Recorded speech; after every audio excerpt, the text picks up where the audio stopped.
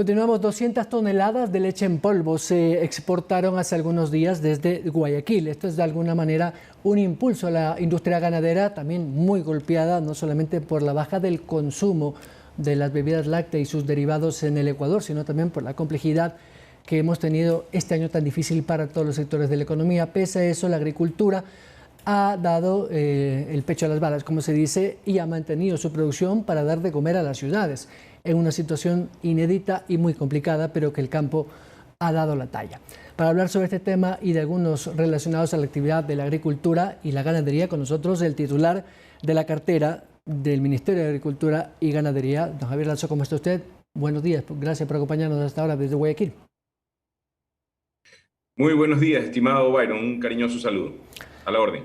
Ministro, esta iniciativa de exportar leche en polvo creo que es inédita porque antes no teníamos un mercado que consuma leche en polvo. Esto también se debe a la industria Nestlé, que es una de las grandes transnacionales que un poco ha sido el motor que ha impulsado a los ganaderos. ¿Qué cifras nos puede dar a propósito de esta primera exportación y a cuántos ganaderos y qué zonas son las que más se han beneficiado? Efectivamente, Byron, es una muy buena noticia en un año difícil, en un año complejo.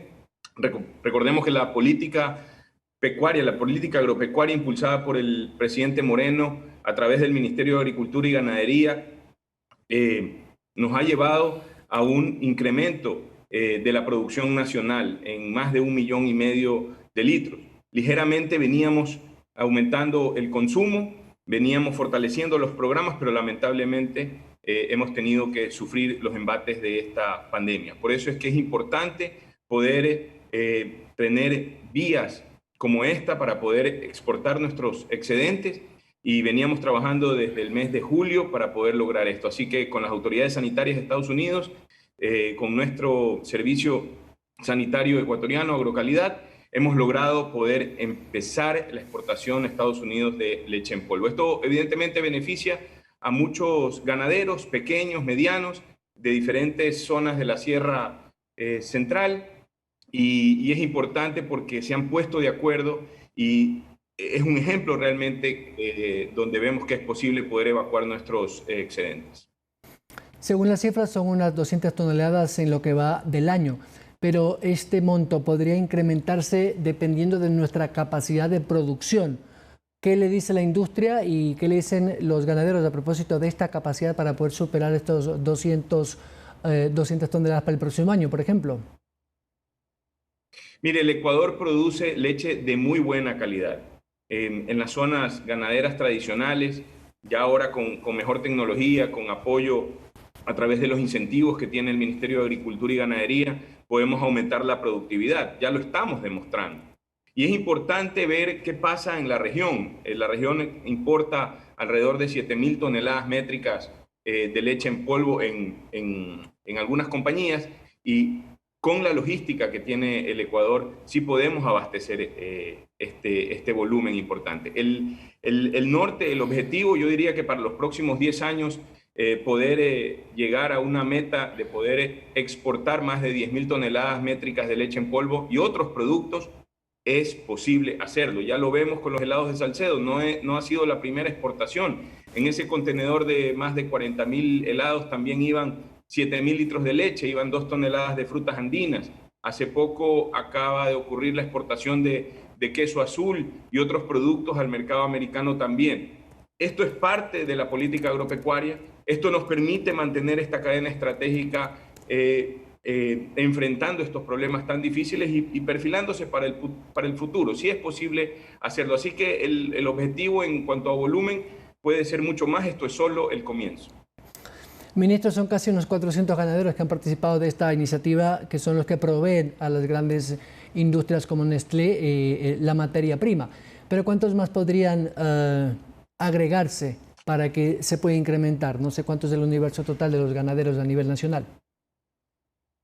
Bueno, muchos más, porque si solo una compañía aumenta su volumen, respaldándose en un acuerdo ministerial que tenemos para lograr esto, podemos realmente incorporar a muchos pequeños ganaderos. Recordemos que la industria láctea, sobre todo para el pequeño productor de la sierra, es una actividad estratégica genera empleo, genera autoempleo también. Muy probablemente alguna industria que se haya visto golpeada por el efecto de esta pandemia, pues genera que alguna familia vuelva, retorne a sus campos, a su lugar donde es originario, y la actividad lechera se convierte en una actividad que realmente tiene un trasfondo social de alto impacto. Así que podemos beneficiar a muchos productores más. Esto no es solo la primera iniciativa.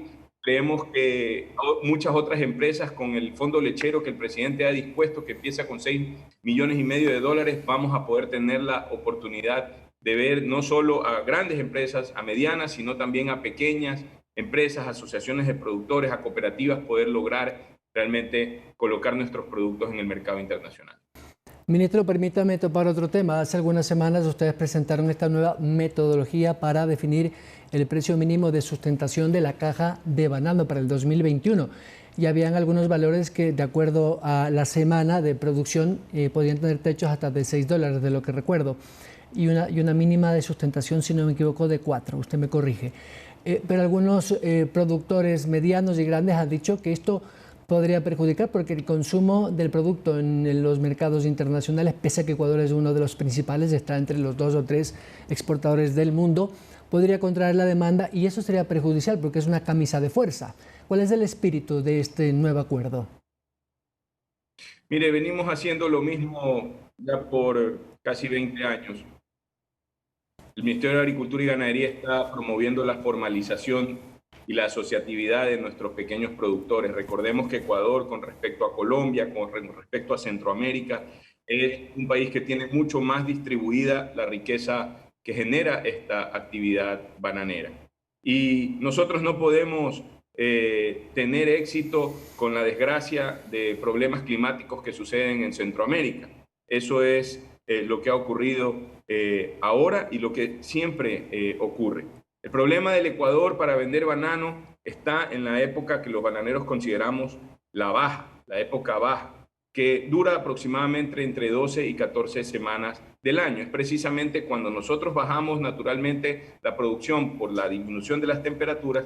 Nuestros países competidores, que están en Centroamérica principalmente, es donde tienen sus picos de producción. En ese momento, no solo que el consumo mundial disminuye ligeramente, sino que adicionalmente tiene una mayor producción, una mayor oferta los países competidores. Lo que estamos haciendo es hacer una política comercial muy inteligente, que muchos la comprenden y que tiene que ir acompañada del apoyo a nuestros pequeños productores en ese tiempo precisamente. El dato no está correcto, estimado Byron. Los precios están por encima de ese valor que usted mencionó, inclusive en la primera etapa del año, donde el consumo mundial aumenta, donde tenemos un pico de producción, el precio llega hasta $6.90, lo cual genera una posibilidad muy buena de mantener esta industria, de enfrentar los problemas que tiene sobre cambio climático, enfrentar los desafíos que genera el Fusarium raza 4, etc. El Ecuador en la industria bananera necesita más unión, necesita tener una visión de largo plazo y esto es lo que estamos procurando. Ministro, ya como usted bien lo dice, tenemos más de 20 años con el precio oficial. ¿Por qué es el único producto, más allá de la sensibilidad económico-social que tiene este producto, que tiene precio oficial? Debería regularlo el mercado, como sucede en todas partes del mundo. ¿Por qué en el banano aún seguimos con el precio oficial? El banano es un rubro que tiene en el Ecuador una ley que fue establecida pues, hace casi 20 años. En este tiempo se está formalizando y Ecuador ha podido convivir con esa ley porque precisamente cuando producimos mucho más, el consumo mundial es mayor. Cuando naturalmente producimos un poco menos por la disminución de las temperaturas, en Europa, por ejemplo, entran otros productos que se producen en el continente a competir allá con otras frutas, en este caso con banano. Los chicos salen de vacaciones, viene el verano, las temperaturas suben, hay menor consumo. Entonces, nosotros hemos podido convivir con esto. Sin embargo, nosotros tenemos que tener una política inteligente, una política comercial que respete la ley, que proteja a nuestros pequeños y medianos productores y que siga siendo la industria bananera uno de los rubros estratégicos para el país. Ya lo demostró en esta pandemia cómo hemos aumentado las exportaciones, no necesariamente por las cotizaciones, el valor de ingreso de divisas al país ha aumentado, sino sencillamente porque sí podemos ser competitivos. Lo importante es unirnos, lo importante es tener una política de apoyo y eso es lo que estamos procurando. Otros productos de esta canasta de exportación no tradicional también han dado buenos resultados. Lo vemos con el cacao y sus derivados, también con el aguacate hash, que hace poquito también usted comunicaba esa enhorabuena de la exportación de aguacates. El tema sería que incrementemos nuestra capacidad de producción por hectareaje, es decir, que cada hectárea sea más productiva y que rinda más, debido a que tenemos mucho menos cantidad de hectáreas de producción que otros grandes mercados. ¿Cómo manejar eso como política de Estado y ayuda particular del gobierno? En el sector agropecuario, la composición de nuestras familias de productores predominantemente es de pequeños y medianos. Sembrando frijol en una hectárea, probablemente podemos tener una ganancia, pero no necesariamente desde el punto de vista de agricultura familiar vamos a sacar a una familia de la pobreza. Por eso es que Ecuador tiene que hoy ser más estratégico, tiene que tener rubros que tengan un alto valor económico, un alto valor de negocio, por decirlo de una forma, y que sobre todo tenga una tendencia creciente en el mercado. Por cada 10.000 hectáreas que pudiéramos sembrar de aguacate, Hass en este caso, Fuerte también, que es otra variedad muy buena, que a pesar de tener una precocidad en la maduración, podemos lograr encontrar nichos de mercado para esto, pero por cada 10.000 hectáreas podemos generar más de 350 millones de dólares en divisas al país. Y en la sierra ecuatoriana, inclusive en la costa, en las zonas de frontera como en Loja, podemos generar más de 60.000 hectáreas. Así que imagínense que pudiera pasar a ser un rubro estratégico. El cacao, usted lo mencionó, el comercio mundial del grano es 11.000 millones de dólares al año, el comercio de productos con valor agregado es más de 120.000 millones, el Ecuador solo exporta 700 millones y ya hemos trazado una política para poder al menos duplicar las exportaciones a más de 1.400 millones de dólares anuales en los próximos 10 años. Esto es sustancial para poder combatir la pobreza, es determinante para poder realmente conducir a la familia campesina hacia niveles de riqueza y eso es prácticamente la esencia del Plan Nacional Agropecuario. Así lo ha dispuesto el presidente de la República. Ha sido muy difícil en estos 2 años, aún con las paralizaciones de octubre, con la pandemia, poder mantener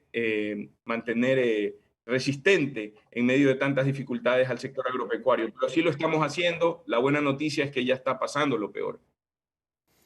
Ministro, hay otro tema también que es importante y creo que puede reactivar el sector agrícola y, por qué no decirlo, la economía, y es el reglamento para la producción de cannabis medicinal. Ya lo hace Colombia hace muchos años y sus números de exportación son súper importantes, tanto así que tiene inversión extranjera en estos rubros. Para el caso de Ecuador, que ya se ha aprobado la ley y entiendo que usted ya ha firmado el reglamento, ¿qué le permite? ¿Cuáles son esas oportunidades de negocio para tener el cultivo del cannabis medicinal? Es una buena noticia también. El Ministerio de Agricultura y Ganadería ha promovido que tengamos una normativa en base a un reglamento que recoja las fortalezas, haciendo un comparativo con otras normativas, que no cometa los errores de algunos países que tienen en stock más de 3 años la biomasa de su producto, que sea inclusivo, pero sobre todo que no sea una novelería. Aquí hemos tenido algunas novelerías como la langosta de agua dulce, las avestruces, los champiñones, los escargots, perdón, y esto no puede ser con el cannabis no psicoactivo y el cáñamo. Tiene un potencial agroindustrial, hay una necesidad, si vemos el déficit que puede haber de papel en el mundo, esto se convierte en una alternativa para generar celulosa de papel, para generar fibras, para generar proteína animal, para generar materia prima para la industria farmacéutica, para la industria cosmética, y definitivamente lo que hemos tratado de trazar es las bases fundamentales para que esto se desarrolle sin novelerías y que se convierta en un rubro que puede darle a muchas provincias la posibilidad de que en pequeña agricultura, con tecnología, pero sobre todo con una visión de mercado, tenga la posibilidad de poder tener no solo para la economía del país un rubro adicional, sino también una alternativa para las familias. ¿En qué número de hectáreas y en qué sitios, microclimas me refiero, puede darse este cultivo? ¿Ya han hecho ustedes un mapeo de en qué zonas podría darse este nuevo cultivo? Prácticamente en todas las provincias del país, pero la sierra tiene pues costos de tierra mucho más elevados que en la costa, así que pensaríamos que lo mejor es que en la costa exista una visión mucho más agroindustrial, es decir, para proteína, para fibras, para biomasa, etcétera. En la sierra tal vez podemos destinarlo, inclusive aprovechando la infraestructura de algunas florícolas que quieren tener diversificación para poder producir cannabis no psicoactivo, que no sobrepase el 1% de THC y que realmente tiene un atractivo comercial importante.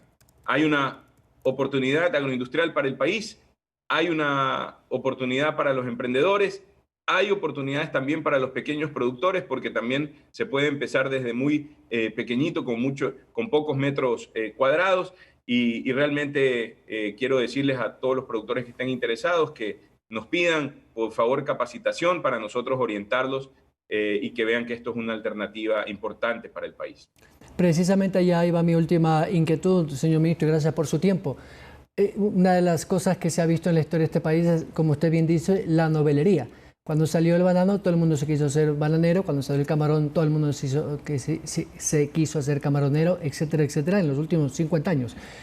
¿Qué hacemos para que los noveleros no entren pensando que el cannabis o todos sus derivados, como usted bien lo ha explicado, sea una alternativa económica sustentable, ahora que todo el mundo busca emprender en cualquier actividad, más aún en una como esta, que, como usted bien dice, es una novedad?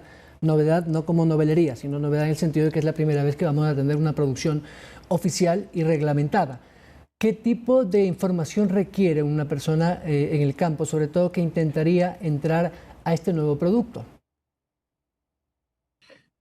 No solo con las instituciones como el Instituto Nacional de Investigaciones Agropecuarias, nuestra Subsecretaría de Agricultura, pero sobre todo los espacios que estamos promoviendo junto con la empresa privada para que la sociedad civil agropecuaria, sobre todo ellos, porque normalmente los productores que saben que hay problemas de cambio climático, saben que tienen que tener una orientación de mercado al momento de poder introducirse en un producto nuevo, etcétera, necesitan saber la orientación de mercado.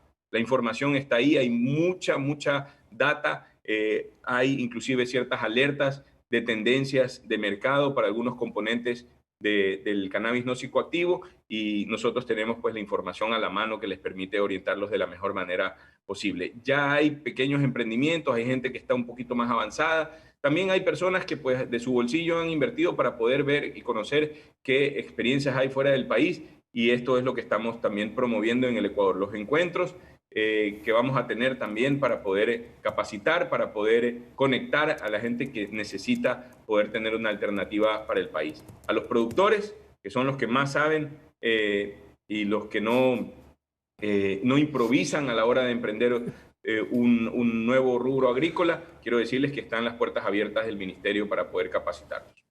Señor ministro de la cartera de Agricultura, muchas gracias. Buen día, estimado Byron. Gracias al ministro Javier Lazo de Agricultura y Ganadería a propósito de estas buenas noticias, tanto por la exportación de leche en polvo como la reactivación de algunos sectores de la agricultura en general en la exportación de derivados y materias primas. 7:44 de la mañana, hacemos un corte, regresamos con más.